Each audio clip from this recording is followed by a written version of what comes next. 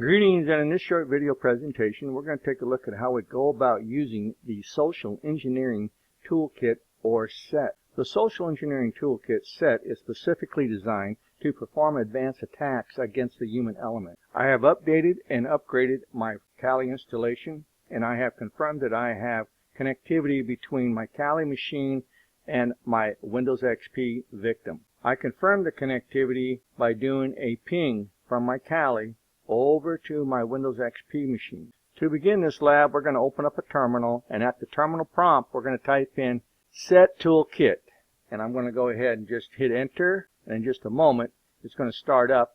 And here is where we have to agree to the terms of service.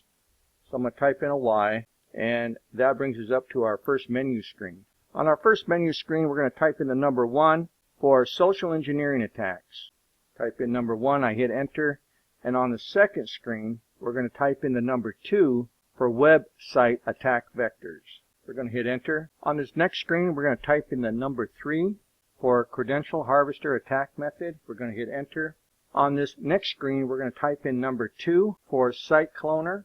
Hit enter. Notice that it captures the IP address of your Kali, because Kali is going to act as the web server. And when the individual types in their credentials onto this cloned web page, that information is going to be sent back over here to Kali. To get to the next step, we have to hit enter. Now it wants the URL to be cloned. For this lab, we're going to create a fake web page for Facebook. We're going to clone the website, and then we need to trick the end user into visiting our cloned website and giving us their logon. Once I've typed in the URL, I'm going to go ahead and hit enter. In just a moment, the website for Facebook will be cloned. So it's important that we read everything that's on this page. It's giving you a lot of good information, and it's telling you that the information will be displayed to you as it arrives below, when it arrives from the victim machine. So as the victim types in their username and password into the fake Facebook logon page, that information is going to be sent over to our Kali machine and harvested. So we're now ready to play the victim in this harvesting attack. So how we get the user to partake in this scam is up to us. Normally we would build a carefully crafted email, and we would make it look as if it was a problem with their account and they need to log in, and here's the link that you can use to log into your Facebook account or your bank account or your LinkedIn account, whatever the account is. And when they do that, they're going to get a page cannot be found, but that information that they inputted into the username and password field, that's being sent over to your Kali server. It's being gathered up over there. So let's just see what happens. So here's the Facebook page. So I'm just going to type in a username here. I'll just type in Cyber Offense, and then I'm just going to type in the word password, and then I'm just going to say log in. Now notice that it says the page cannot be displayed, but if we go back over to our Kali, we see that the username and the password were harvested over onto our Kali machine.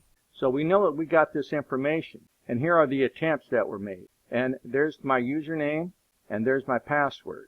So you can see that this is a viable attack, and it is a way to gather usernames and passwords.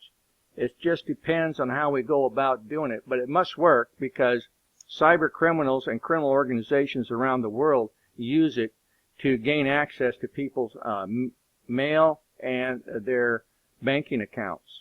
So once you're ready to generate your report, take note of where the report is going to be stored, because this is where we're going to have to go find the report.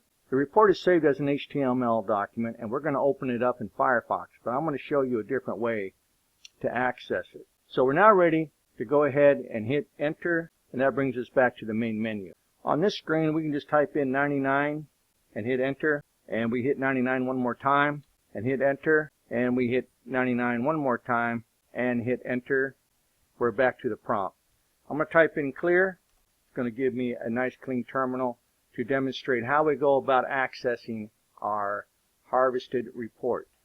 At the prompt, we're going to type in the cd command to change directory on over to the /root/.set directory. Now once we're up inside of the .set folder, we can go ahead and type in ls, and that's going to list all the contents. Notice that we have another directory called reports. So we're going to cd over to reports. Hit enter. Now I'm inside of the reports directory. I'll do another ls, and here you can see the reports themselves.